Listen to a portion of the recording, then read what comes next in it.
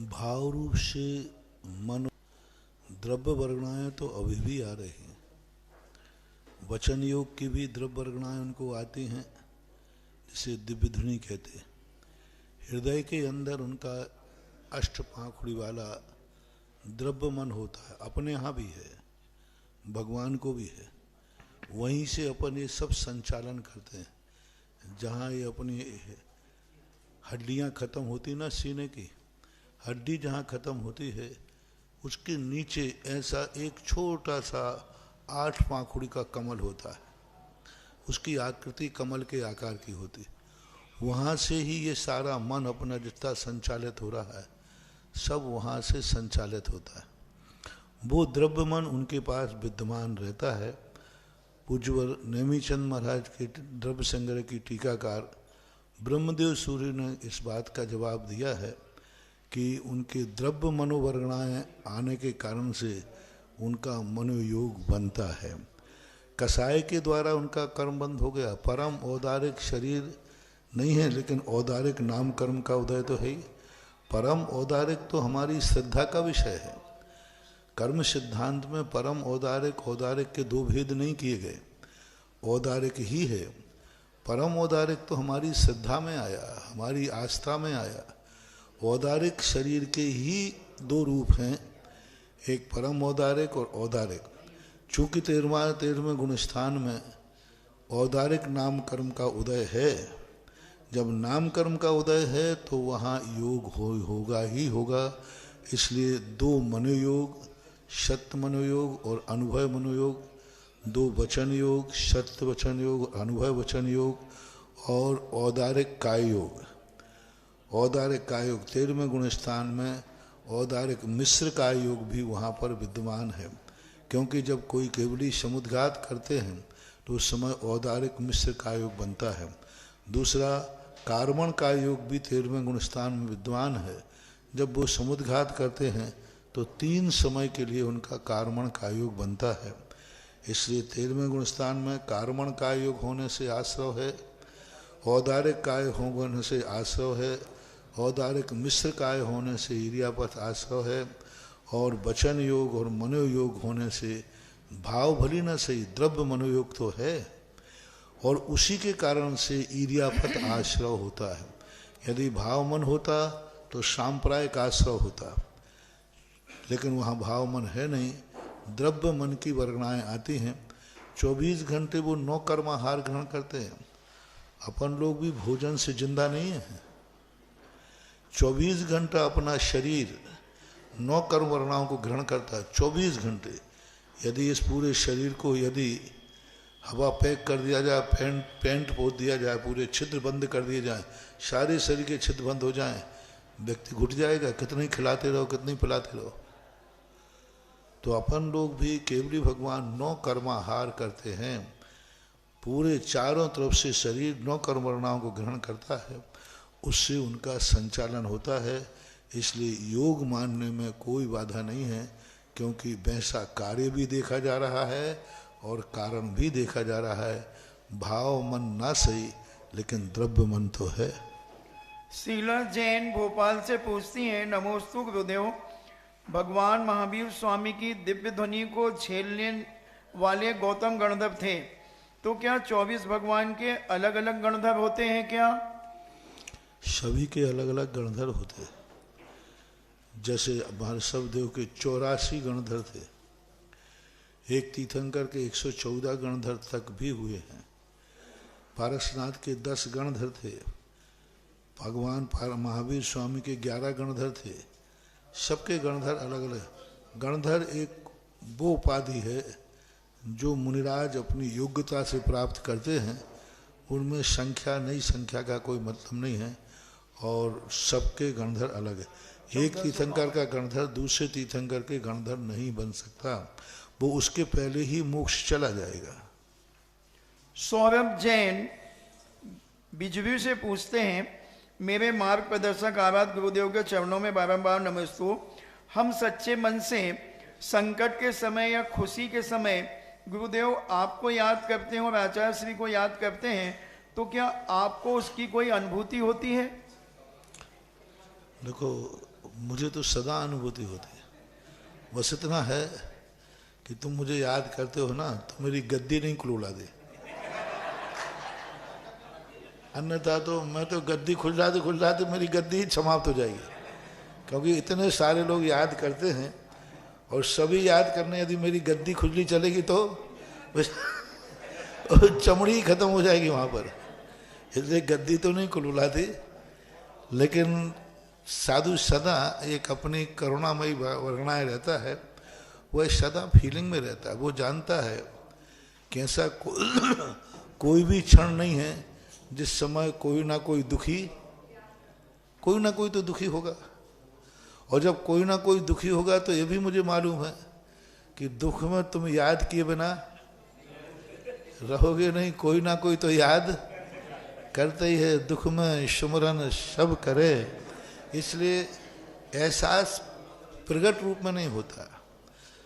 आप हमें याद करते हैं। किसी महाराज ने, जैसे आपने प्रश्न किया, महाराज जी हम आपकी बहुत याद आती है, याद करते हैं। आपको क्या होता है? आप मुझे याद करते हैं, हम तुम पर दया करते हैं। जय हो। याद का उल्टा करो, या दा या दया। बस थोड़ा मामला आगे पीछे का है, ज्यादा गड़बड़ नहीं है। साधु सदैव इस फीलिंग से अनुभूत रहता है, इसलिए वो सदा अपनी करुणा का, अपनी भावनाओं का सदा आशीर्वाद बनाए रखता है निरंतर। राजेश कुमार पाटनी गुना से पूछते हैं, नमोस्तु महाराज जी, आपने प्रवचनों में कहा था कि उपकार करने के बाद भूल जाना चाहिए, लेकिन जिस पर हमने उपकार किया वह बदले में उसके साथ बुरा व्यवहार करे तो हमें क्या करना चाहिए? अपना तुमने उपकार किया उसका फल तुम्हें मिलेगा, और वो भूल रहा है, उपकार कर रहा है, उसका दंड उसे मिलेगा। हम दंड देने वाले नहीं हैं। देखो आपकी लोक अदालत में भी होता है, उसने आपके साथ गलत किया, आपके साथ दुर्व्यवहार किया, परेशान किया, तो आप खुद सजा क्यों नहीं दे सकते? आपने उसको डंडा मारा, उसने डंडा मारा, आपने मार दिया, तो फिर केस तुम पे, दोनों पे चलेगा कि एक पे? क्यों? तुम डंडा खा सकते हो, लेकिन डंडा मारने का तुम्हें अधिकार नहीं, वो कानून मानेगा। कहते ना, कानून को अपने हाथ में, भले उसने तुम्हारा मर्डर किया है, यदि उसने मर्डर किया और तुमने उसका मर्डर कर दिया तो दोनों को जेल होगी। और उसने किया है तो उसको सजा देने का अधिकार तुम्हें नहीं है, किसको है? अदालत को है। इसी प्रकार कोई मेरे साथ दुर्व्यवहार कर रहा है तो हमें उसको सजा देने का अधिकार नहीं, सजा उसको कर्म देगा। यदि तुम्हारे उपकार के बाद वो अपकार करता है तो वो तुम्हें सजा कर्म उसको देगा, पक्का देगा। फिर कल के दिन उसके जीवन में संकट आएगा ना, वो चिल्ला चिल्ला के मर जाएगा, कोई उसकी सहायता करने वाला मिलेगा ही नहीं। क्यों नहीं मिलते? कई लोग कहते महाराज जी हम बहुत लोगों से सहायता मांगते, कोई मेरी सहायता नहीं करता।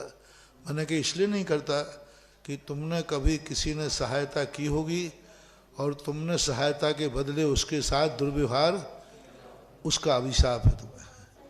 जब भी हमें कोई दया मांगे, उपकार मांगे, कोई सहयोग ही नहीं कर रहा मेरा। क्यों नहीं कर रहा? क्योंकि पहले जिन्होंने हमारे साथ सहयोग किया था हमने उसी के हाथ काट डाले। वो चूहे की कहानी आती है, हंस ने, एक चूहा था, वो बिलाव से घबरा कर भागा, हंस राज मुझे छुपा लीजिए। हंस तो सरल होता है, उसने दोनों चूहों को छुपा लिया अपने पंखों में और बिलाव ढूंढता रहा, चला गया। जब हंस ने कहा भाई बाहर आ जाओ, जैसे ही पंख उठाए तो दोनों पंख कट गए। बोले चूहे तुमने ये क्या किया? हमने तुम्हें पंखों में छुपा के रक्षा की, तुमने मेरे ही पंख काट डाले। तो चूहा कहता है ये तो मेरा स्वभाव है।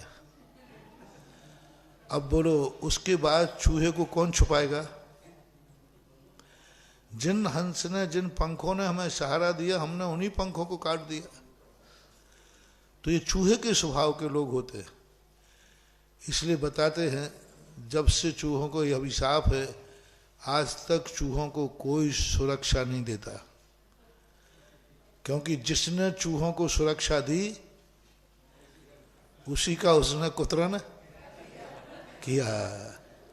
तो ऐसे लोग मर करके चूहे बनते हैं जो दूसरे के उपकार के बदले अपकार करते हैं। पीसी जैन माँ साहब बड़ी बजरिया बीना से पूछते हैं, नमोस्तु गुरुदेव, अगर कोई गृहस्थ सप्तम प्रतिमा को धारण करता है और उसी समय एक बाल ब्रह्मचारी व्यक्ति सातवीं प्रतिमा को धारण करता है, तो इन दोनों प्रतिमाधारियों में क्या विशेषता होती है? बहुत अंतर आएगा। एक गृहस्थी से निर्वृत्त होके आया है और एक गृहस्थी में प्रवेश ही नहीं किया, उसकी विशुद्धि ज्यादा होगी, उसकी निर्जरा ज्यादा होगी। बहुत अंतर है। एक गृहस्थ के समस्त प्रकार की जो संसार की भोग विलासताएं भोग करके आया है, बाद में उसने व्रत लिया, और एक ने जन्मजात ही व्रत ले लिया, उसकी स्मृति में, उसकी विशुद्धि में, उसकी भावनाओं में बहुत अंतर रहेगा। एक बार पूज्य आचार्य महाराज ने कहा कि देखो, गृहस्थ से और बालक पने में मोक्ष मार्ग में आने में क्या फायदा है। गृहस्थ यदि मुनि बनेगा और कभी याद आएगी तो क्या क्या याद आएगा? अब वो सब चीजों की लिस्ट बना लो, क्या क्या याद आएगा, क्योंकि तुमने जो जो किया है सब याद आएगा। और गृहस्थी में तुमने क्या क्या नहीं किया, क्योंकि जो किया है उसकी याद आ सकती है। सुखानुबंध, मित्रानुराग, मरना संसा प्रशंसा, ये सारे के सारे समाधि में बाधक है। पूर्व में जो भोग भोगे हैं, पूर्व में जिनके साथ रहे हैं, समाधि के समय या मुनि बनने के बाद उनकी स्मृति आएगी तो बहुत नुकसान होगा। तुमने गलत कार्य भी किए होंगे, वो भी स्मृति में आएंगे। अब एक बालक ने सीधा स्कूल से पढ़ करके मुनि दीक्षा ली, उसको क्या याद आएगा? आएगा तो अधिक से अधिक क्या आएगा? गिल्ली डंडा। क्या आएगा? क्रिकेट। क्या आएगा? दोस्त यारी। क्या आएगा? अधिक से अधिक आएगा तो मम्मी पापा। कितना सीमित याद आएगा। एक 20-22 साल की उम्र का व्यक्ति कितनी स्मृति सजा सकता है? एक 22 साल के बालक को क्या कर सकता है और क्या किया होगा उसने? और वो यदि मुनि बन गया तो कितना याद आएगा? बस कॉलेज की मस्ती, कॉलेज का घूमना, इससे ज्यादा कुछ याद आएगी ही नहीं। अब इसके ज्यादा याद नहीं आएगा तो मुनि व्रत में, समाधि में कितना पाप। किसी ने गृहस्थी के गलत कार्य किए वो याद आ रहे हैं, और एक मुनि बनने के बाद उसको गिल्ली डंडा याद आ रही है कि मैंने इसके साथ गिल्ली डंडा खेला था, ये खेला, तो उसको कितना बंद होगा? बहुत कम। इसलिए जितना कम खा पी करके मुंह पहुंच करके दुनिया कह देती बस अब नहीं खाना, और सुबह उठ करके कहे कि नहीं आज नहीं खाऊंगा, दोनों में कितना अंतर है। एक सुबह उठ करके कह रहा है कि नहीं आज मैं कुछ नहीं खाऊंगा, और एक पेट भरने के बाद कह रहा है अब मैं कुछ नहीं खाऊंगा। दोनों में आप फैसला करो। पेट भर गया और अब क्या कह रहा है? बस अब मैं कुछ नहीं खाऊंगा। और एक सुबह उठ करके कह रहा है आज मैं कुछ नहीं खाऊंगा। दोनों में कितना अंतर है? बोलो ना। बहुत अंतर। बस यही अंतर है, एक गृहस्थी से बनकर के वृत्ति बनना और एक जन्मजात बालक छोटी उम्र में बाल ब्रह्मचारी बनकर के वृत्ति बनना, यह बहुत अंतर रहेगा। एक बार एक ब्रह्मचारी ने चर्चा की, उन्होंने 7 प्रतिमाएं ले ली, और एक हमारे संघ के ब्रह्मचारी, बाल ब्रह्मचारी, तो बोले महाराज जी अब तो मैंने ब्रह्मचारी व्रत ले लिया। मैंने कि अब बोले अब इनके साथ बैठ सकता हूँ? मैंने कहा अभी ब्रह्मचारी व्रत लिया है, अभी पत्नी को छोड़ा नहीं है, अभी ब्रह्मचारी व्रत लिया है, गृहस्थी को छोड़ा नहीं है। आपने ब्रह्मचारी व्रत ले लिया, लेकिन ये आपकी कौन है? बोलो गृहस्थ से 7वीं प्रतिमाधारी से पूछा जाएगा कि आपकी कौन है? बोलेंगे तो फिर और बाल ब्रह्मचारी क्या कहेगा? है ही नहीं। मैंने कहा साहब आप नीचे बैठिए, जिस दिन ये सब छोड़ दो उसके बाद बात करना है। व्रतों में एक कैटेगरी होती है, अलग अलग व्यवस्थाएं होती हैं। नेमीचंद जैन पिराका सूरत से पूछते हैं, नमोस्तु महाराज जी, पंचम काल में कौन कौन से महान आचार्य और मुनि महाराज हुए जो इस वक्त देवगति में हैं, और आगे क्या वो मोक्ष जाएंगे? आगम के अनुसार जितने दूसरे 5वें गुण स्थान से लेकर के जितने मुनिराज हैं सब स्वर्ग ही जाते हैं, एकांत रूप से, कहीं दूसरी गति जाते ही नहीं। द्रव्य व्रत भी है, मिथ्या दृष्टि भी है, यदि उनका एक व्रत भी निर्दोष फलता है तो वे नियम से स्वर्ग ही जाते हैं। पुलाक, बकुस, कुशील, निर्ग्रंथ, स्नात कहा, ये 5 प्रकार के मुनि हैं और ये 5 प्रकार के मुनि नियम से मरण करके स्वर्ग ही जाते हैं। जब देशवृति त्रियंश, देशवृति चांडाल, देशवृति ग्रस्त नियम से स्वर्ग जाता है तो मुनिराज का तो स्वर्ग है ही, सभी मुनिराज प्रायः स्वर्ग ही गए। वो क्या मोक्ष, आगे मोक्ष जाएंगे? जा सकते हैं, यदि 6वां 7वां गुणस्थान रहा है, देशवृति रहा है, तो ये तो निश्चित हो गया कि मोक्ष तो जाना ही निश्चित है। अब मोक्ष कब जाएंगे ये उनकी तात्कालिक परिस्थितियों पर निर्धारण किया जाता है।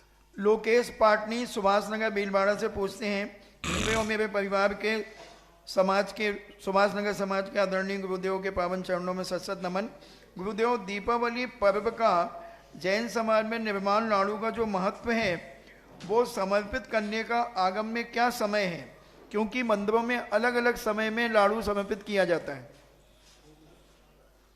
सूर्य निकलने के बाद, क्योंकि पावापुर पूर्व दिशा में है, वहाँ जल्दी सूर्य का उदय होता है। जब हम लोग शिखर जी में थे, जनवरी का लगभग माह था, उस समय वहाँ 5:45 बजे इसी समय पर उजेला हो जाता है। यहाँ उजेला वही 6:30 बजे 6:25 पे होता है और यही उजेला वहाँ 5:45 बजे हो जाता है। तो 5:45 की प्रथम किरण निकलते ही, क्योंकि वो दिवाली का समय है, तो वहाँ दिवाली के समय में 5:30 5:45 बजे लगभग, दिवाली के समय तो और जल्दी होता है, 5:30 और 5:45 के बीच में मान लीजिए, सूर्य की प्रथम किरण निकलते ही, उधर निकली नहीं थी, अंधेरी भी नहीं थी, सूर्य का उदय भी नहीं हुआ था, क्योंकि पूज्यपाद स्वामी महाराज ने भक्ति में लिखा 14 रत्ती, 14 की रात्रि के अंतिम पहर में प्रभु को मोक्ष हुआ। तो 14 रत्ती का अर्थ होता है अंधेरा रहा नहीं, सूर्य का उदय हुआ नहीं, उसके पहले जो उजेला हो जाता है ना, सूर्य पौ फटती है, पौ फटना बोल दो, पीले से बादल हो गए, अभी सूर्य निकला नहीं है, उस समय ठीक भगवान को मोक्ष हुआ था। उसके एक अंतर मुहूर्त बाद देवों ने आकर के निर्माण कल्याणक मनाया। तो एक अंतर मुहूर्त कहना है सूर्य उदय के 24 मिनट बाद एक मध्यम अंतर मुहूर्त ले लें। 48 मिनट का एक मुहूर्त होता है जिसमें सूर्य उदय के समय, यूँ मान लो सूर्य उदय के बाद निर्माण लाड़ू चढ़ना चाहिए, फिर उसके बाद तुम कभी भी चढ़ा सकते हो, सुबह से लेकर शाम तक कभी भी चढ़ाओ, कोई जरूर नहीं जिस समय भगवान को मोक्ष हो ठीक उसी समय निर्माण लाड़ू चढ़े, नहीं वो तो उस समय हो गया। अब अपन महोत्सव मनाएंगे, देवता आते हैं, महोत्सव मनाते हैं, पूजन पाठ करते हैं, देवी मालिका बनाते हैं, उसके बाद जाकर के उनका संस्कार करते हैं नख और केशों का। तो इसलिए सूर्य उदय के बाद ही निर्माण लाड़ू चढ़ना चाहिए। उसके बाद अपनी व्यवस्थाएं हैं, मंदिर में 10 स्थान हैं तो 10-10 15-15 मिनट के अंतराल से चढ़ जाते हैं, कहीं 6 बजे चढ़ जाता है, कभी 6:30 बजे, कहीं 7, कहीं 8, ये सब व्यवस्थाएं हैं, पर सूर्य उदय के पहले नहीं चढ़ना चाहिए। राखी जैन ललितपुर से पूछती हैं, नमोस्तु महाराज जी, जिस घर में माता पिता यदि छोटे भाई के साथ रहते हैं तो उस घर में दीपावली की पूजन बड़े बेटे के यहाँ होना चाहिए या जिस घर में माता पिता रहते हैं उस घर में होना चाहिए? माता पिता जहाँ रहते हैं वहाँ होना चाहिए। जब तक माँ बाप जिंदा हैं बड़ा घर वही माना जाएगा जहां माँ बाप है। बड़ा घर वही माना जाएगा जहां माँ बाप है। जब वो ऊपर चले जाएं फिर बात की बात, लेकिन माँ बाप जिंदा हैं तो बड़ा घर वही है जहां माँ बाप रहते हैं, वहीं ही मनाई जाना चाहिए। श्रीमती गुणमाला जैन रुठवाई से पूछती हैं, नमोस्तु महाराज जी, अविवत सम्यक दृष्टि मोक्ष मार्गी है या नहीं? यदि है तो उनके चारित्र कौन सा प्रकट हुआ है? मिथ्या चारित्र भी उनके नहीं है, उनके सम्यक चारित्र होता है या नहीं? उनके लिए ना तो वो मोक्ष मार्गी हैं न संसार में। उपचार से मोक्ष मार्गी कहा। कारण में कार्य का उपचार करके कहा जाता है कि अविरत सम्यक दृष्टि भी मोक्ष मार्ग की प्रथम सीढ़ी है। प्रथम सीढ़ी कहा है, लेकिन मोक्ष मार्गी तो तभी कहेगा जब रत्नत्रय हो। तो उसके लिए मोक्ष मार्गी न कह के कारण में कार्य का उपचार किया जाता है। जैसे आप लोग कोई मंदिर जा रहा है, जल्दी मंदिर जा रहा था, बोले भाई कहाँ जा रहे हो? बोले आज दिल्ली जा रहा हो। दिल्ली? अरे भाई दिल्ली जा रहे हो कि मंदिर जा रहे हो? ऐसा बोलते हो कि नहीं? दिल्ली जा रहा हूँ। अच्छा सामान खरीद रहे हैं, बोले क्या कर रहे हो? बोले चावल पका रहा हूँ। अरे भाई अभी तो चावल इकट्ठा कर रहे हो, भोजन बना रहे हैं। तो बिफोर टाइम इसे नैगम नय कहते हैं। तो नैगम नय की अपेक्षा से सम्यक दृष्टि चूंकि मोक्ष मार्ग न होते हुए भी मोक्ष मार्ग का कारण है, उसके बिना मोक्ष मार्ग नहीं बनता, इसलिए उपचार से उसको मोक्ष मार्गी कह सकते हैं। लेकिन पंडित जी साहब दौलत राम जी कहते हैं, मुख्योपचार दुभेद यों बड़ भागी रत्नत्रय धरे। यानी मुख्य और उपचार प्रकार का रत्नत्रय मुनि महाराज ही धारण करते हैं। फिर भी अविरत सम्यक दृष्टि को कारण रूप से मोक्ष मार्गी मानने में कोई बाधा नहीं है, लेकिन कार्य रूप से नहीं, ऐसा मानना है। इंजीनियर सी के जैन इंदौर से पूछते हैं, नमोस्तु महाराज जी, मैं जब नमोकार महामंत्र का जाप करता हूँ तो पांचों परमेष्टि में पांचों परमेष्टि का स्मरण करता हूँ एक एक का, तो यह मेरी जाप में कोई दोष तो नहीं है? नहीं कर सकते। निमित्त जैन बड़ौदिया बांसवाड़ा से पूछते हैं, नमोस्तु महाराज जी, कांजी भाई की किताब धन अवतार में उन्होंने चंपा बहन के बारे में जो लिखा है वो कितना सही है? अब ये कुछ भी सही नहीं, अंश भी सही नहीं है। वो तो एक मात्र व्यामोह है। जिस व्यक्ति के यहीं से अंदाज लगा लीजिए कि एक व्यक्ति इतना व्यामोहित हो गया कि भगवान के गंधोदक को तो कहता है ये जड़ की क्रिया है, मुनिराज के पाद प्रक्षालन को कहता है जल की क्रिया है, और उस चहेती के संबंध में कहता है जो व्यक्ति इसके तलवे चाटे तो उसका बेड़ा पार हो जाए। अब बोलो, मैंने कितना भी लोग, अब मैं बोल नहीं रहा हूं, कितना भी व्यक्ति जोरू का गुलाम हो, तुम हेल्प करना भाई, मुझे मालूम नहीं है, तलवे तो नहीं चाटता होगा। सीमा की हद होती है। तलवे चाटना मोक्ष मार्ग का प्रसंग है, मोक्ष मार्ग का प्रसंग है। कितने भी गिरा हुआ पुरुष हो, गिरी हुई औरत हो, लेकिन इतना निंदनीय कार्य तो नहीं करेगी कि वो अपने पैरों के तलवे छटवा ले, पुरुष से वो खुद चाट ले। पैरों के जो तलवे चाटे उसका बेड़ा पार हो जाए, उससे लिखा उसमें। और सम्यक दर्शन ना हो, तत्वों का अभ्यास भी ना हो, और उसे सम्यक दर्शन भी ना हो, जिसके बिना हमारा, जिस बिन ज्ञान चरित्रा, सम्यक दर्शन के बिना मुनि महाराज का ज्ञान दर्शन चारित्र सब निरर्थक है। और वो कह रहा है सम्यक दर्शन भी नहीं हो, तत्व को कुछ भी नहीं आता हो, पर इसके तलवे चाट लेगा तो बेड़ा पार हो जाएगा, पता नहीं क्या। अब इसी से अंदाज लगा लो कि आखिर क्या है व्यामोह की पराकाष्ठा। कभी ऐसा लिखा जाता है? और इधर कहते हैं कि भगवान का गंधोदक भी है, तो क्या है, कोई गंधोदक जड़ की क्रिया है? प्रभु भगवान के गंधोदक, कहाँ मुनिराज के चरण, वो तो थे। तो ये सब चीजें असंख्यात वश का जाति स्मरण, कोई जाति स्मरण होता है क्या? 7 भव से ज्यादा जाति स्मरण होता ही नहीं। ऐसी कल्पना की जैसे बिल्कुल साक्षात फ्रॉड है, सब गलत, एकदम 100%, एक अंश भी गलत नहीं। व्यामोह की चरम काष्ठा है, जो अब उसके लिए अपन कुछ भी कह सकते हैं, हमारी मर्यादा है। बाकी किसी को भी यदि किसी अनजाने व्यक्ति को दिया जाए तो वो उसको पढ़ के बता देगा कि इन दोनों के क्या संबंध थे। आशीष जैन सूरज गुजरात से पूछते हैं, नमोस्तु गुरुदेव, क्या हम लोग सूर्य को अर्घ्य चढ़ा सकते हैं? नहीं, क्योंकि सूर्य जो है एक देवों का रहने का स्थान है, मंदिर उसके अंदर है, लेकिन मंदिर होकर के भी वो देवताओं का मूल स्थान है, उसमें हजारों देवता वास करते हैं, असैमी का घर है, इसलिए ऐसा नहीं कर सकते।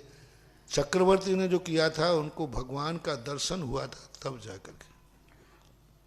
सुनय जैन न्यू दिल्ली से पूछते हैं, नमोस्तु महाराज जी, वेदी में विषम संख्या में ही भगवान विराजमान क्यों किए जाते हैं? इसके पीछे कोई कारण है? कोई लॉजिक नहीं, शास्त्रों में ऐसा कोई नहीं। ये शास्त्रों में सम संख्या के अकृत्रिम चैत्यालयों में 108 मूर्तियां होती हैं। तीर्थंकर हमारे कितने हुए? 24 के 25, 24 से। तो ऐसा कोई हमें शास्त्रों में देखने में नहीं मिला। हाँ, आप लोगों के व्यवहार में जरूर देखने में आता है। कोई 100 का नोट देता है तो बोले नहीं 1 रुपया तो और दो। तो अब ये लोक नीति में है, तो मैंने इसका सोचा कि 1 रुपया क्यों लिया गया, तो वो है कि 100 के ऊपर 1 रुपया हो जाए तो अब वो 200 तक पहुंच जाएगा, और 0 पे रहने पे बोले विराम हो जाता है, रुक जाता है। तो ये लौकिक मनोविज्ञान के संबंध में तो ये आता है, शास्त्रीय इसमें कोई प्रमाण नहीं है, ना ऐसा कोई उल्लेख। सोनल जैन सागर से पूछती हैं, नमोस्तु महाराज जी, जैन धर्म में क्या सूर्य ग्रहण और चंद्र ग्रहण का कोई विशेष महत्व है? सूर्य ग्रहण और चंद्र ग्रहण का बराबर महत्व है। हमारे मूलाचार वगैरह ग्रंथों में आया कि सूर्य ग्रहण और चंद्र ग्रहण जब होता है तब हम लोग स्वाध्याय नहीं करते, उतनी देर आहार चर्या को नहीं उठते। मान लो प्रातः काल का सूर्य ग्रहण है तो हम लोग आहार को नहीं उठेंगे, दोपहर में उठेंगे। स्वाध्याय उस दिन अध्ययन नहीं करते हैं। इससे सिद्ध होता है कि है, और ज्योतिष शास्त्रों के अनुसार भी ग्रहण का वर्णन है, और भक्तांबर में भी ग्रहण की बात आई है। भक्तांबर पाठ में भी आई है ग्रहण की बात कि हे भगवान, सूर्य को तो राहु केतु ग्रहण कर लेते हैं, लेकिन आपको कोई ग्रहण नहीं लगता है। वो दीपक और चंद्रमा की बात आई ना, नित्योदयम दलित मोह गम्यम न राहु वदनश्य नवारिदानम बभ्राजते तब मुखाब्ज वनल्प कांति विद्योत यद जगत पूर्व। हे प्रभु, आप कैसे चंद्रमा हैं, उसको तो राहु ग्रस लेता है। गम्यम न राहु वदनश्य नवारिदानम, हे भगवान, आपके मुख पर राहु गमन नहीं कर पाया, चंद्रमा को तो ढक लिया। गम्यम न राहु वदनश्य नवारिदानम, आपका जो मुख रूपी चंद्रमा का तेज इतना था कि राहु भी आपके मुख को ढक नहीं पाया।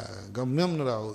इसी प्रकार सूर्य का भी दिया है, नास्तम कदाचित उपयास, नाशित कदाचित पयास न राहु गम्या स्पष्टी करो सहसा युगपज्जगन्ति नाम्भो धरो धर निरुद्ध महाप्रभावा सूर्यातिशाय। हे भगवान, सूर्य को ढक लेता है बादल, लेकिन आपका जो तेज था, आपका जो वैभव था, उसको ये बादल भी नहीं ढक पाए। कित बहुत बड़ी बात है। सीमा जैन बांसवाड़ा से पूछती हैं, नमोस्तु महाराज जी, दीपावली कब से प्रारंभ हुई? क्योंकि सतयुग में इसका कोई वर्णन नहीं प्राप्त होता। महावीर स्वामी के बाद ही अमावस बदी, कार्तिक बदी अमावस्या को महावीर स्वामी के निर्माण के बाद ही वह दीपावली मनाई गई। उसके पहले पार्श्वनाथ की मनाई जाती होगी। ऑनलाइन जिज्ञासाओं के पश्चात जिनवाणी चैनल, सुधा कलश चैनल और आदिनाथ चैनल के समक्ष विराजित सभी गुरु भक्तों की ओर से और साक्षात यहाँ पर गुरु चरणों में विराजित सभी मुनि भक्तों की ओर से पूज्य मुनि श्री के चरणों में बारंबार नमोस्तु नमोस्तु नमोस्तु। पूज्य क्षुल्लक श्री के चरणों में बारंबार इक्षामी इक्षामी। आज के इस जिज्ञासा समाधान कार्यक्रम में प्रथम जिज्ञासा रखेंगे श्रीमान शास्त्री आनंद जी बार और इसके बाद तैयार रहें श्रीमती पूजा जी झांसी। ओम।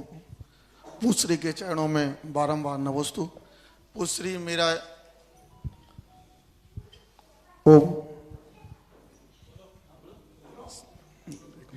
पूश्री मेरा निवेदन आपसे है कि सारे विश्व के अंदर, सारे जगत के अंदर अनेक भगवान होते हैं, अनेक केवली होते हैं, लेकिन वर्तमान में जो 24 तीर्थंकरों भगवान की जो विशेष पूजा की जाती है, मूल नायक बनाया जाता है, इसके क्या कारण है कि मूल नायक भगवान की ही पूजा विशेष रूप से करना चाहिए? अभिषेक पूजन करना चाहिए। 24 तीर्थंकरों में 24 तीर्थंकर पूजनीय है, लेकिन मूल नायक को विशेष क्यों ऐसा होता है कि मूल नायक की पूजा की जाए?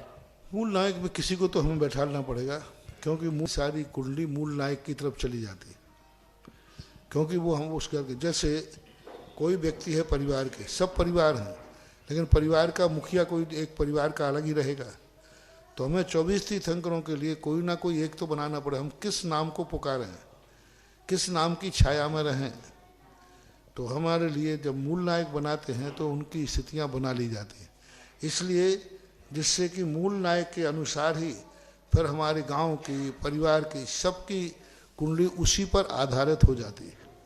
इसलिए मूल नायक को एक को, किसी ना किसी को नायक तो बनाना ही पड़ेगा। 24 तो नायक नहीं हो सकते ना, तो अब जो सबकी श्रद्धा होती है उनको मूल नायक बना देते हैं। 24 भगवान होकर के भी उनका पद ऊंचा हो जाने से मूल नायक का, उसकी एनर्जी, उसका वैभव, उसका दर्शन अलग होता है। सभी लोग सबसे ज़्यादा दर्शन किसका करते हैं? सबसे पहले उन्हीं को जाकर धूप देंगे, तो उस मूर्ति की एनर्जी भी अलग ढंग की होती है, ऐसा माने। जिज्ञासा करें श्रीमती पूजा जी झांसी। इसके बाद तैयार रहेंगे महामंत्री दिगंबर जैन समाज बांसी श्रीमान सुदर्शन जी। नमोस्तु महाराज जी, मेरे परिवार की ओर से नमोस्तु। महाराज जी, आज के युग के जो पीढ़ी है वो शुद्धि पे ज्यादा ध्यान नहीं देती है, तो क्या शुद्धि के बिना भक्ति की जा सकती है? और अगर शुद्धि नहीं है तो विशुद्धि हो सकती है? देखो, शुद्धि का तो ध्यान देना ही पड़ेगा। बिना द्रव्य शुद्धि के भाव शुद्धि नहीं होती है। अब बाह्य शुद्धियों पर यदि ध्यान नहीं दिया गया तो जैसा बाहर की अशुद्धि होगी वैसा उसका मन होगा, उसके विचार होंगे। ये शुद्धियां हमारे मनोविज्ञान पर बहुत प्रभाव डालती है और मनोविज्ञान उसका वैसा ही होता जाता है। ऐसे होता है, मान लीजिए एक पुलिस वाला है, पुलिस वाला एक बिना ड्रेस में कहीं जा रहा है और उसमें किसी ने उसको मार दिया थप्पड़, और एक ड्रेस में है तब मार दिया थप्पड़। दोनों की धारा एक होगी कि भिन्न होगी? अलग अलग हैं, अलग अलग। अब उसमें यदि किसी ने थप्पड़ मारा है तो उसका विशेष अदक, क्योंकि वो राष्ट्रीय वेशभूषा है। इसी प्रकार के अशुद्धि में व्यक्ति ने कुछ गलत कार्य किया, कुछ किया, तो उस समय कर्मबंध ज़्यादा होता है, कोई धारा नहीं लगती, सीधा मारा होगा, सामान्य झगड़ा है, सबके हो जाते। क्या पुलिस वालों के पड़ोसी नहीं होते? अब पड़ोसी से पड़ोसी का झगड़ा होगा तो पड़ोसी की धारा लगेगी, लेकिन ड्रेस में हुआ, इसी प्रकार शुद्धि में हुआ तो उस समय कर्म की व्यवस्था बहुत अच्छी होती।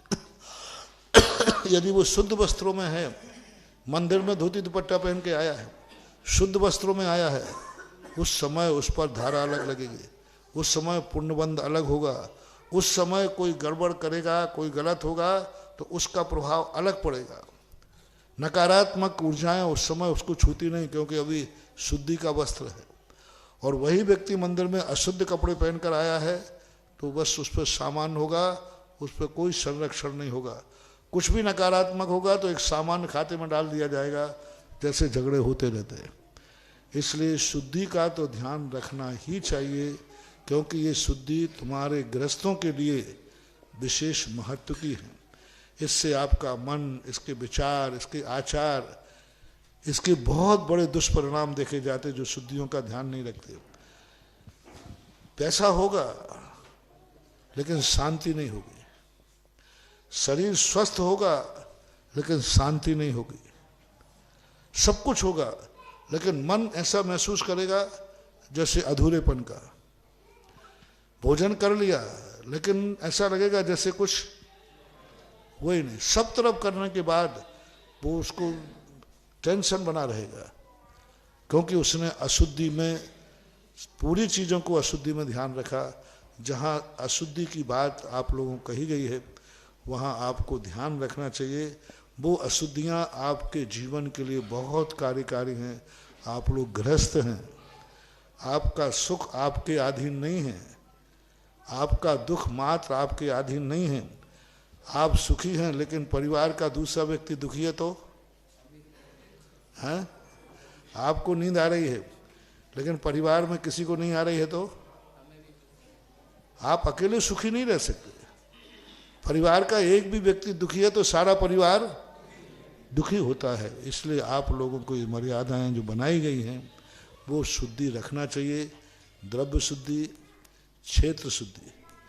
क्षेत्र हर स्थान पर खाना नहीं, हर स्थान को गंदा करना नहीं। आपका घर है, घर में हर चीज़ व्यवस्थित होना चाहिए। हर स्थान पे खाना नहीं खाना, भोजन के स्थान भोजन करो।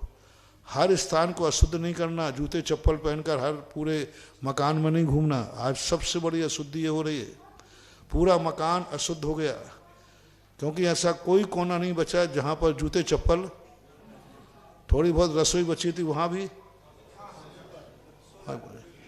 जूते चप्पलों का स्थान जहाँ है वहीं रखना चाहिए। पूरे घर को अशुद्ध नहीं करना चाहिए। भोजन जहाँ है वहीं करना चाहिए। वास्तु सबसे बड़ा यही कहता है, किसी भी कार्य की मनाही नहीं है, लेकिन उस कार्य का क्षेत्र निश्चित होना चाहिए। यह कार्य यहीं ही होगा, यह कार्य यहीं ही होगा। जहाँ पर बैठना है वहाँ बैठो, जहाँ सोना है वहाँ सो, जहाँ खाना है वहाँ भोजन करो। तो ये सारी शुद्धि, क्षेत्र शुद्धि, काल शुद्धि, जब चाहे जो चाहे करो नहीं। ये प्रातः काल है, ये मंदिर का काल है, ये धर्म का काल है। 24 घंटे में आपको ऐसा नहीं कि जब चाहे जो चाहे करते रहो। काल की मर्यादा होना चाहिए। किस समय कौन सा कार्य करना है वो कार्य निश्चित होना चाहिए। काल शुद्धि कहलाती है। इसी प्रकार भाव शुद्धि, परिणाम शुद्ध रखना चाहिए। इसके बाद जिज्ञासा करें, महामंत्री श्रीमान सुदर्शन जी बांसी तैयार रहें। श्रीमती दीपाली मोदी। गुरुवर के चरणों में नमोस्तु नमोस्तु नमोस्तु। पूज्य छल्लक जी के चरण में इच्छामी इच्छामी इच्छामी। हे गुरुदेव, कल मेरे एक रिश्तेदार का फोन आया कि आप तो ऐसे क्वेश्चन कर रहे थे कि जैसे प्रभु हनुमान को प्रभु राम मिल गए हों। हमने कहा हम हनुमान हैं कि नहीं ये तो मेरे को पता नहीं है, लेकिन मेरे को राम जरूर मिल गए हैं। हे गुरुदेव, आपकी सारे भारत में जिन जिन क्षेत्रों का विस्तार हो रहा है, प्रभावना हो रही है, उन सब में छोटा ये आपका क्षेत्र है, सबसे छोटा। और हम लोगों ने, कल आपने कहा था कि बांसी वालों ने बहुत मांग मांग के बनाया है, इसमें कोई दो राय नहीं है गुरुदेव। जब भी कोई रिश्तेदार आया, अगर हमारा रिश्तेदार आया तो हमने दूसरे को फोन कर दिया, भैया फलाने आए बात कर लो। चुपचाप फोन कर देते थे और दूसरे भाई हमारे जाके उनसे चर्चा कर लेते और कुछ ना कुछ। और यहाँ आने वाले के, हर आने वाले के भाव ऐसे बने कि कुछ ना कुछ यहाँ करके गए।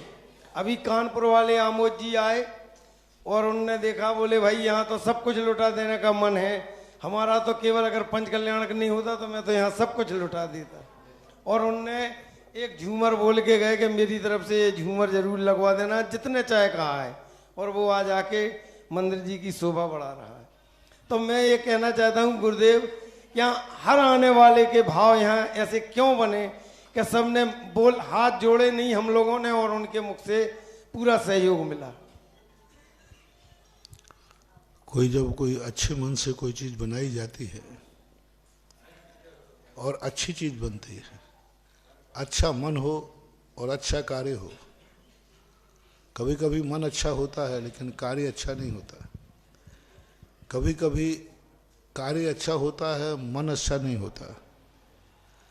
और जहाँ दोनों अच्छे मिल जाते हैं तो यहाँ का मन भी अच्छा था, मंदिर भी अच्छा बना, और भगवान तो 14 तारीख 15 तारीख के बाद बताऊंगा वो कितने अच्छे हैं। जय हो। अभी तो मूर्ति है, अभी तो मूर्ति है, और कल से वो भगवान बनने, कल 9 तारीख है, परसों आज 6 है महाराज, 2 दिन बाद, आज 6 है। आज 6 है। हाँ, तो 2-3 दिन बाद वह मूर्ति भगवान के रूप में चली जाएगी, एक विधिवत रूप से। अभी पाषाण है, पाषाण की आकृति है, और 2-3 दिन के बाद वह मूर्ति गर्भ कल्याणक में जाकर माता मरु देवी की कूख में पहुंच जाएगी। और माता मरु देवी की कूख में से पहुंचने के बाद जब वो मूर्ति जन्म लेगी तो मूर्ति का जन्म नहीं होगा, ऋषभ देव का जन्म होगा। ऋषभ देव का जन्म होगा, ऋषभ, मूर्ति का जन्म नहीं होता, जन्म देवादि देव ऋषभ देव का। और जब वो आगे जाकर के दीक्षा लेगी तो मूर्ति की दीक्षा नहीं होगी, ऋषभ देव की दीक्षा होगी। और आगे जाकर के मूर्ति को केवल ज्ञान नहीं होगा, ऋषभ देव को केवल ज्ञान होगा। और ऋषभ देव को, मूर्ति को मोक्ष नहीं होगा, मूर्ति ऋषभ देव को मोक्ष होगा। और पंडाल में से जब यहाँ आएंगे तो मूर्ति नहीं विराजमान होगी, ऋषभ देव विराजमान होंगे, पारसनाथ विराजमान होंगे। यहाँ पारसनाथ भगवान है तो पारसनाथ विराजमान होंगे, भगवान होंगे। और जब मूर्त ही इतनी सुंदर है, कहते ना तेरी मूर्त इतनी सुंदर, तू कितना सुंदर होगा। तेरी मूर्ति पर अभी नजर नहीं टिक रही है तो भगवान जब बन के आएंगे तो देवता को भी नजरें टिकाना मुश्किल हो जाएगी। ये मूर्ति की इतनी सुंदरता है कि इस मूर्ति की सुंदरता को देख करके वो पंक्तियां याद आती हैं भक्तांबर में, दृष्टा भवंत मणिमेश विलोक्य नियम नान्यत्र तोष मुपयाति। हे प्रभु, आपको देखने के बाद मेरी नजर ही नहीं हट रही, अब कुछ दूसरे को देखने का भाव ही। और अपलक, अनिमेष, अनिमेष किसे बोलते हैं? पलक नहीं झपका, अब पलक झपकाने का भी मन नहीं होता, नहीं करता। ऐसी अच्छी मूर्ति है। अभी मूर्ति की महिमा है, भगवान की महिमा देखते जाओ क्या होता है। महाराज श्री, जब हम लोगों के शादी विवाह होते हैं तो एंगेजमेंट के बाद ही जब तक शादी का दिन आता है, प्रतिदिन उस दूल्हे का और दुल्हन का जो चेहरे का निखार है वो बढ़ता जाता है। और इसी तरह इधर देखें तो 3 दिन में महाराज श्री रोज देख रहे हैं उस मूर्ति का निखार भी अपने आप बढ़ रहा है। जैसे जैसे पंचकल्याणक की तिथि पास में आ रही है, उस मूर्ति को देखते ही ऐसा लगता है जैसे कल कुछ अलग था और आज कुछ अलग है। होता है, ऐसा होता है। गुरुदेव, एक छोटी सी जिज्ञासा और है कि यहाँ पे कुछ लोगों के भाव ऐसे थे कि हम बांसी के पंच कल्याणक करें, और कुछ लोगों में, उन लोगों में जैसे नेमी चंद जी देवरान वाले, एक अनिल रसिया, नाम मत लो, नाम जी, मत लो। कुछ लोगों ऐसे थे जो कहते थे कि मैं सब कुछ लगाऊंगा, तुम टेंशन मत करो, पंच कल्याणक। लेकिन वो असमय ही काल कलवित हो गए हैं, तो उनकी भावनाएं अब यहाँ कैसे पूरित होंगी? उनके असमय में नहीं हुए हैं। जिनकी ऐसी भावना के साथ मरे हैं वे सब 9 तारीख से 14 तारीख तक यहीं रहेंगे। जय हो, जय हो, जय हो, जय हो। और वो रह करके वो भी मजे लेंगे और तुम्हारी सुरक्षा भी करेंगे। जिज्ञासा करें श्रीमती दीपाली मोदी ललितपुर, तैयार रहें श्रीमान राहुल जी बार। महाराज श्री के चरणों में बारंबार नमोस्तु। महाराज श्री के चरणों में इच्छामि। महाराज श्री पंच कल्याणक में चारों निकाय के देव भगवान की भक्ति करते हैं, पर देखने में ये आता है कि जो भवनवासी और व्यंतर है वो देव कोई बनना नहीं चाहता, सब वैमानिक देव बनना चाहते हैं। इस पे कई जगह हमने ये भी देखा कि बहुत विवाद भी हुए हैं कि मुझे भवनवासी नहीं बनना है, तो ऐसा क्यों? भवनवासी देवों का इसलिए नहीं बनना चाहते, दो कारण हैं। एक तो मिथ्यात्व के साथ उनका जन्म होता है, दूसरा उनके वातावरण, उनका कल्चर अच्छा नहीं होता, उनकी गोष्ठी अच्छी नहीं होती। देखो भक्त तो सभी होते हैं, चांडाल भी भक्त हो सकता है भगवान का, जैन भी भक्त हो सकता है, धर्म में कोई बात, लेकिन कौन जैनी बनकर भक्त बनना पसंद करेंगे कि चांडाल बनना? भक्त तो दोनों बन सकते हैं, लेकिन उनका कल्चर, जो भवनेत्र का कल्चर है, नेचर है, वो नेचर अच्छा नहीं होता। वहाँ विशेष प्रकार के लोग ही सम्यक दर्शन प्राप्त कर पाते। और दूसरी बात है, उनकी भूमिका किसी भी कार्य में मुख्यता से नहीं होती।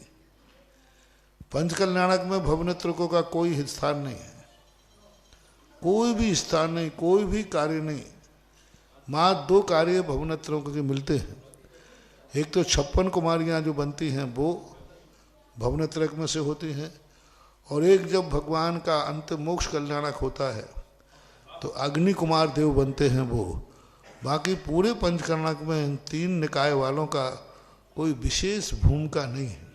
इसलिए पंचकल्याणकों में विशेष रूप से 12 इंद्री बनाए जाते हैं, भवनेत्रक आदि इंद्र। जब 100 इंद्र बनाएंगे महाराज श्री, तो 100 इंद्र में भवनवासी व्यंतर ज्योतिष वो आएंगे, बस जय जयकार बोलने के लिए आएंगे, जरूरी नहीं होता है, बनना जरूरी नहीं है। लेकिन 8 इंद्रों की जो मुख्य इंद्र वैमानिक होते हैं उनकी अहम भूमिका होती है।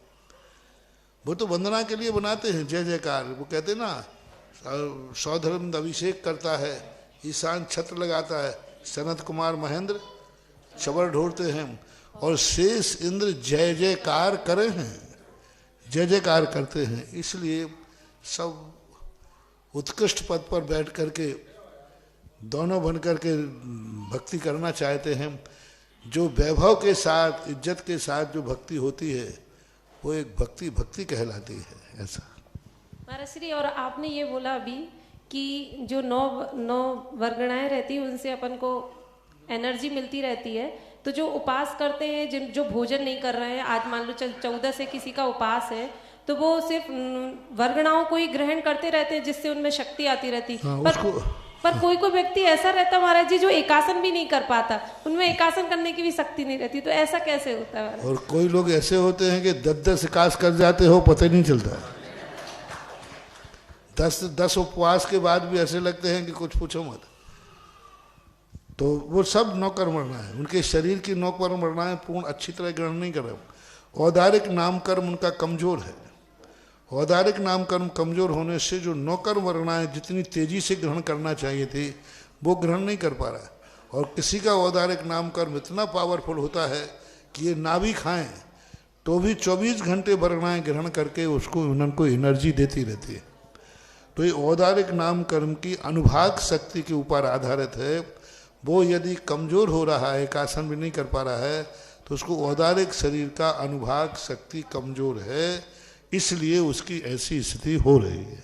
महाराज श्री, हम तो एकासन करते हैं तो नहीं बनता, रात में तकलीफ होने लगती है। और इन्होंने 10 उपवास किए थे और अच्छे से कर लिए, तो ये क्या शारीरिक कमजोरी या ऐसे माना जाए क्या? औदारिक नाम कर्म की बात है। औदारिक नाम कर्म की परिणति को लेकर के चलता है। औदारिक नाम कर्म जब कमजोर होता है तो 9 कर्म वर्णाएं ग्रहण होती नहीं है। तो इसको कैसे पावर बढ़ाई जाए कि 9 कर्म वर्गणाएं का ग्रहण जो है अच्छे से अच्छी वर्गणाओं का ग्रहण? वो तो अगले भाव का जो बन चुका तो बन चुका, अब तो अच्छी बैयावृत्ति करो तो अगले भाव में अच्छा मिले कि भीम जैसी काया पाओ, और आहार करो या नहीं करो कोई फर्क नहीं पड़ता है। जिज्ञासा करें इसके बाद श्रीमान राहुल जी बार। तैयार रहें। श्रीमती बरसा जी, मामा भांजा, ललितपुर। सुधा सागर जी महाराज के चरणों में पावन नमोस्तु नमोस्तु नमोस्तु। महाराज जी, मेरी जिज्ञासा ये है कि जीवन में आने वाले क्षणिक क्रोध पर कैसे कंट्रोल किया जा सकता है, और अगर अपन वो क्षणिक क्रोध किसी सामने वाले पे अगर कोई क्षणिक क्रोध आता है और वो शब्द जो मुंह से निकल जाते हैं, तो सिर्फ माफी के माध्यम से ही उस शब्दों में के द्वारा जो पाप उत्पन्न होता है। क्षणिक क्रोध के संबंध में सोचने का सबसे भय पैदा करिए कि क्षणिक क्रोध का दुष्परिणाम कैसा है। भय व्यक्ति को, जैसे कितना भी खूंखार क्षणिक क्रोध वाला हो, पुलिस के सामने क्षणिक क्रोध क्यों नहीं आता? कोई आतंकवादी खड़ा हो, गुंडा खड़ा हो, बंदूक लगाए हो, उस समय क्रोध क्यों नहीं आता? पुलिस को देखकर कितना भी शराबी नाच रहा हो और सामने पुलिस आ जाए तो तो नशा जो है कभी कभी भय के कारण उतर जाता है। तो नशा शराब में नहीं आता है। वो कहते ना, नशा शराब में होता तो नाचती बोतल।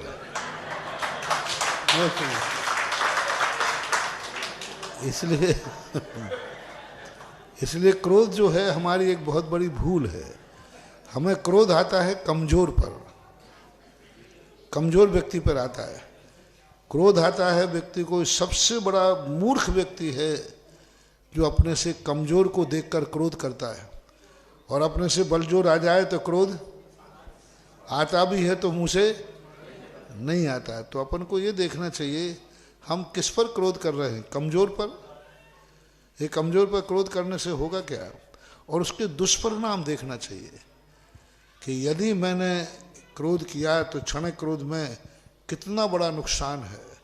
हमारे संबंध टूट जाते हैं, आपसी में राग द्वेष हो जाता है, तुम्हारे क्षणिक क्रोध से पूरे लोग अशांत हो जाते हैं, और बाद में स्वयं भी अशांति का सामना, पश्चाताप तो बाद में होता है। तो थोड़ा मन को कंट्रोल करें।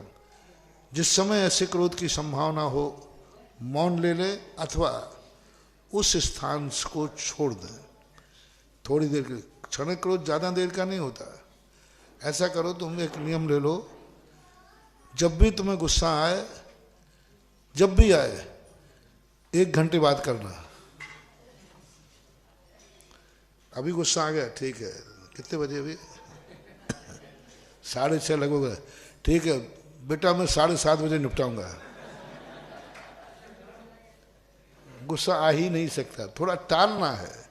थोड़ी देर के लिए यदि अपने उपयोग को डिस्टर्ब कर दें, खत्म हो जाएगा। मेरे गुरुवर को मेरा बारंबार नमोस्तु। इसके बाद तैयार रहें। महाराज जी को क्षामी नरेंद्र जी बांसवाड़ा। महाराज जी, वो भगवान के माता पिता मरु देवी और नाभि राय जी को घर पर बुला के सम्मान करके गोदी भर के भरेंगे तो कितना पुण्य मिलेगा?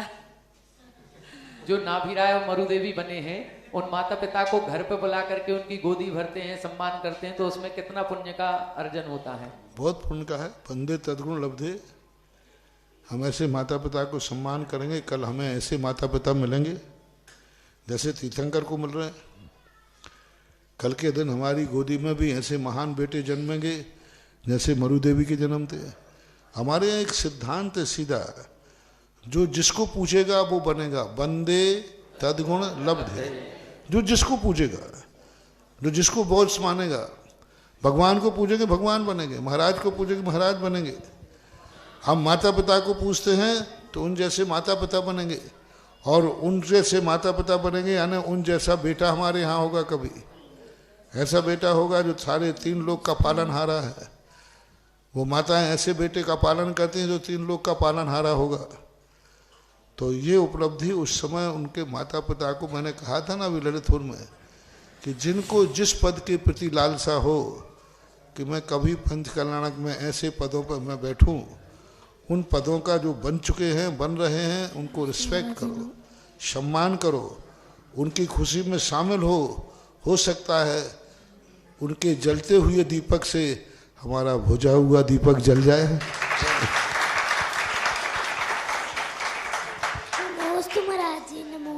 इसके बाद जिज्ञासा करेंगे श्रीमान नरेंद्र जी बांसवाड़ा।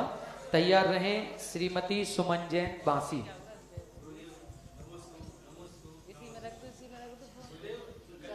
माइक में बोलो, माइक में।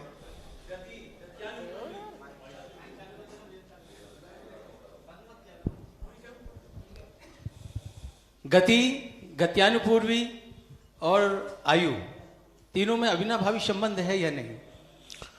तीनों का अविनाभावी संबंध हम नहीं कह सकते। आप बंद की अपेक्षा भी नहीं, उदय की अपेक्षा भी नहीं, और सत्य की अपेक्षा भी नहीं। अविनाभाव संबंध बंद की अपेक्षा से देखा जाए तो नरक गति, नरक गत्यानुपूर्वी का बंध और नरक आयु का बंध मिथ्यात्व गुण स्थान में होता है। जी हाँ। लेकिन नरक गति और नरक आयु का उदय चौथे गुण स्थान तक है, क्योंकि नरकों में सम्यक दृष्टि है कि नहीं है। तो नरक गति का उदय, नरक आयु का उदय, नरक गत्यानुपूर्व का उदय नहीं है। लेकिन गुरुदेव इनकी बंद विच्युति तो पहले गुण स्थान में हो जाती है। बंद विच्छुत्ति हो जाती है, लेकिन अविनाभाव संबंध कैसे माने? बंद तो हो, बंद की विच्छुत्ति तो पहले गुण स्थान में हो गई, लेकिन उदय, हाँ उदय विच्छुत्ति अलग चीज है। उदय विसदृश हो गया ना। हाँ। बंद नरक गत्यानु और नरक गति का बंध और नरक गत्यानुपूर्व का, नरक आयु का बंध हो, उस समय नरक गत्यानुपूर्वी का बंध हो ऐसा कोई नियम नहीं है। नरक गति बंध रही है, नरक गत्यानुपूर्वी का बंध नहीं हुआ। तो गुरुदेव देवगति जैसे नरक आयु का बंध जो होता है, कोई मनुष्य है या त्रियंश है, नरक आयु का बंध कब होगा? जब वो त्रिबली पड़ेगी। और नरक गति का बंध कभी भी कर सकता है। नरक गति का बंध निरंतर भी हो सकता है कोई जीव। अभी आयु का बंध नहीं हुआ, नरक गत्यानुपूर्वी का बंध नहीं हुआ, और नरक गति का बंध कर रहा है। और नरक आयु कब बंद होगी? जब जिंदगी का त्रिभाग पड़ेगा। हमेशा आयु का बंध नहीं होता। नहीं हो। तो नरक आयु कभी अलग बनती है, नरक गति अलग बनती है, ये अलग बनती है। इसलिए अविनाभाव संबंध नहीं बनाना ऐसा। रही बात है कि गुण स्थान की अपेक्षा इनका गुण स्थान एक ही है बंद की अपेक्षा। लेकिन गुरुदेव इसका बंद तो मिथ्यात्व गुण स्थान में होगा। क्षेत्र की अपेक्षा अविनाभावी है, जी। काल की अपेक्षा नहीं, उदय की अपेक्षा नहीं, सत्ता की अपेक्षा भी नहीं। हाँ, बंद की अपेक्षा। बंद के गुण स्थान, बंद में भी गुण स्थान। जी हाँ। एक समय में तीनों का बंद होगा ऐसा नहीं।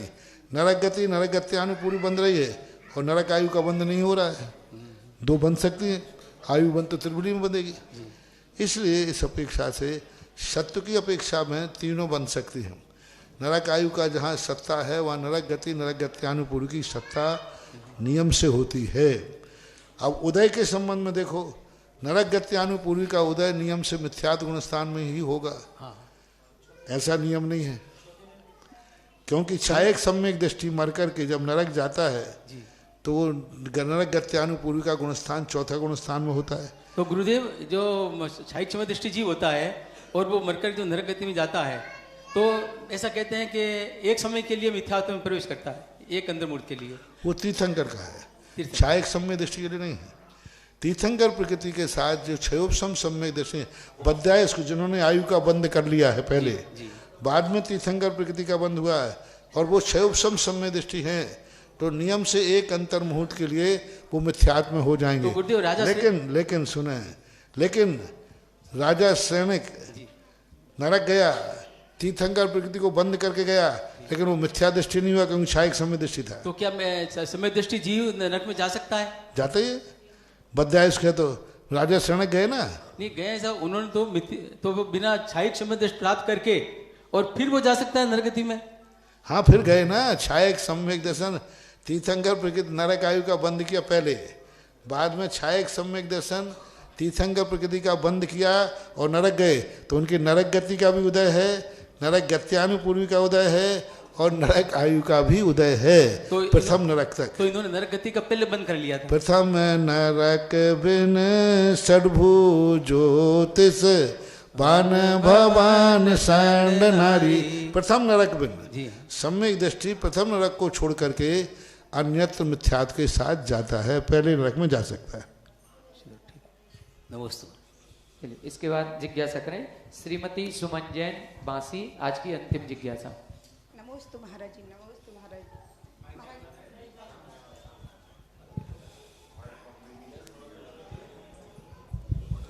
नमोस्तु महाराज जी। इच्छा में महाराज जी। महाराज जी, जैसे हमने चौका लगाया और सब कुछ तैयार कर लिया, लेकिन आहार नहीं हुए, तो इसके पहले क्या दूध पानी ले सकते हैं? क्योंकि तबीयत ठीक नहीं रहती। जैसे चौका लगाया हमने तो आहार नहीं हुए महाराज जी के, तो इस बीच में क्या दूध पानी ले सकते हैं? क्योंकि आहार नहीं हुए तो फिर क्या दूध पानी ले सकते हैं? बीच में पड़गाहन के बाद, पड़गाहन के पहले ही। चक्कर आ रहा हो तो ठीक चुपचाप रहो। महाराज जी तबीयत ठीक नहीं रहती। ये 2 नंबर मामले को यहाँ उजागर मत करो। एक नंबर का मामला तो यही है, पहले मुनि को दे फिर निज करेंगे हार है।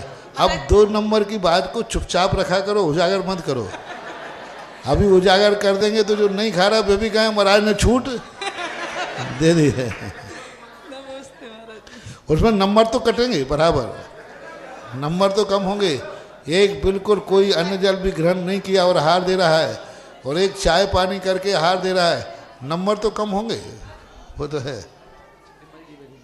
इसके बाद जिज्ञासा करें विमल जी बरेली, और एक और अंतिम जिज्ञासा करेंगी श्रीमती अर्चना जी खजुरिया।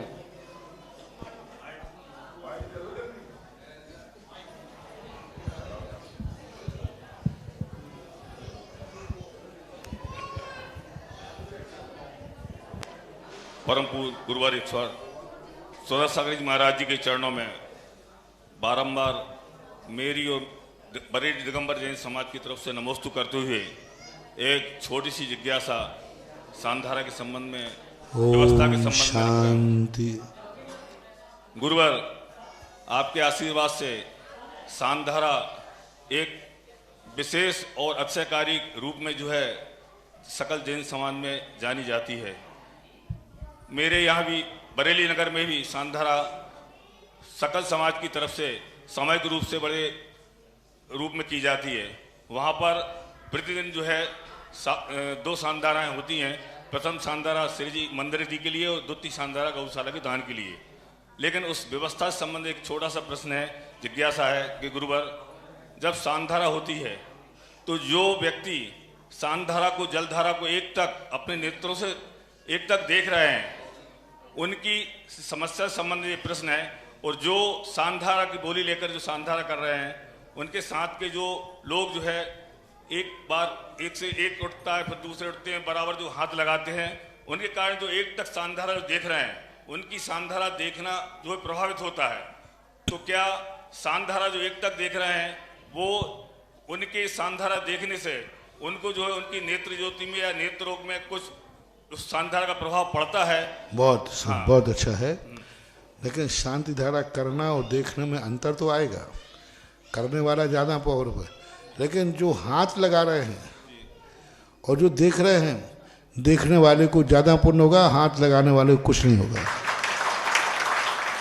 ये जो हाथ लगाने की परंपरा है, ये तो बल्कि विघ्न कर रहे हैं, वो करने वाले को डिस्टर्ब कर रहे हैं, धारा को तोड़ रहे हैं। सबसे बढ़िया है जब शांति धारा हो, उस धारा को, भगवान की मुद्रा को एक टक देखिए, एकदम भगवान की मुद्रा पर अपनी दृष्टि टिकाइए। धारा जल रही है, जल जा रहा है, उस समय भावना भाइये, हे भगवान, जैसा आपके ऊपर जल ढल करके समस्त प्रकार के दोषों, ऐसे ही मेरे समस्त प्रकार के पाप कर्म, मेरे अशुभ कर्म, मेरी नकारात्मक एनर्जी, सब ऐसे ही सब धुल करके शांत हो जाए, और मेरे लिए यह गंधोदक पवित्रता का उस समय जो अपने ऊपर दुख है उसको दूर करने की भावना भरना चाहिए, देखना चाहिए ठीक भगवान की धारा को और भगवान की मुख मुद्रा को देखना चाहिए। वो सबसे बड़ा, लोग भीड़ कर करके हाथ लगाते हैं, गुस्के लगाते हैं, ये सब गलत है। वस्तुतः आहार, अभिषेक, पूजन में एक दूसरे का स्पर्श नहीं होना चाहिए, एक हाथ की दूरी होना चाहिए, क्योंकि एक हाथ, उसके कारण से सारी एनर्जी जो करने वाला है उसकी नज़ारी बाईपास हो जाती है। आप लोग जिस ढंग से अभिषेक या आहार देते हैं ये बिल्कुल भी गलत है। एक दूसरे के शरीर का स्पर्श नहीं होना चाहिए कायदा से। एक व्यक्ति कर रहा है, उससे एक हाथ दूर रहो, और आप एक तक हाथ जोड़ करके देखिए, टच करने में एनर्जी एक दूसरे को कन्वर्ट हो जाएगी, अब उसकी जैसी विशुद्धि है उसमें चली जाएगी वो।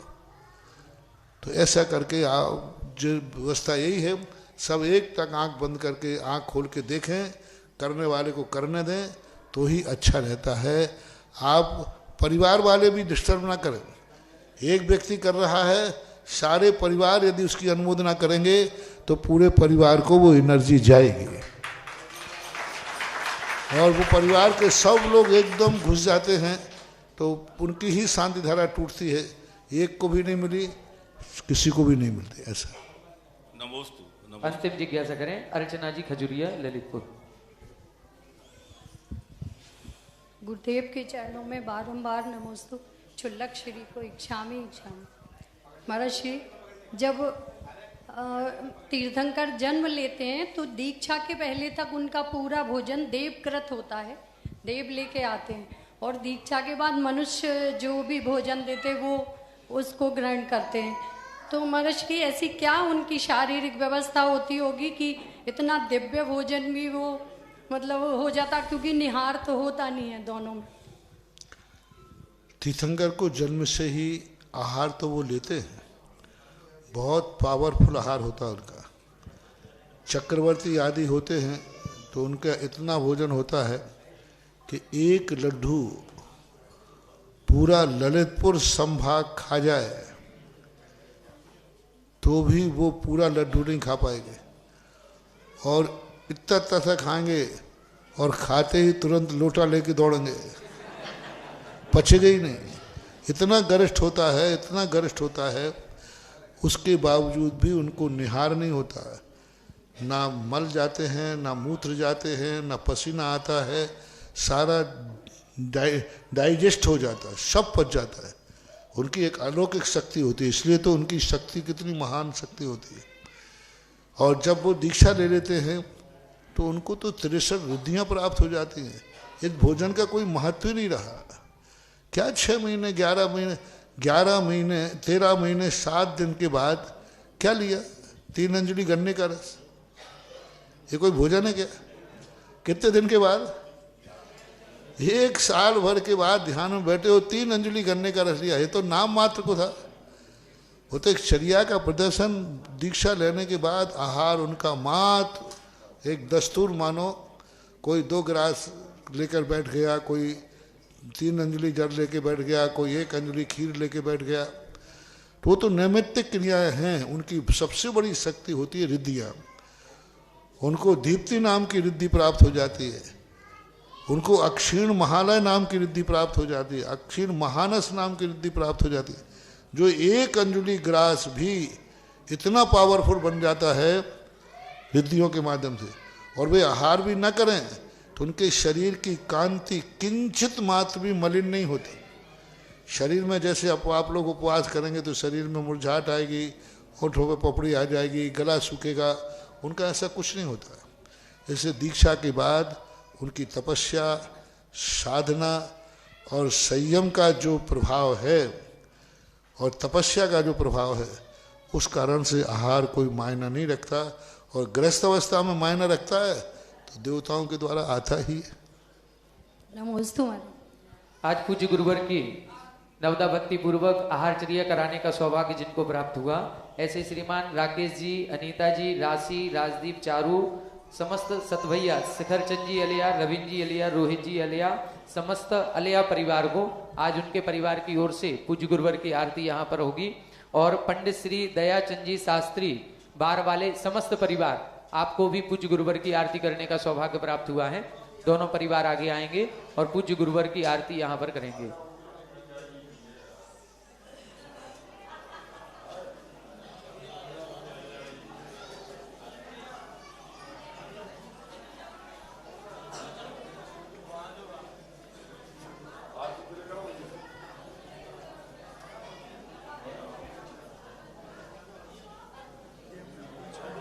आरती प्ले कर दें।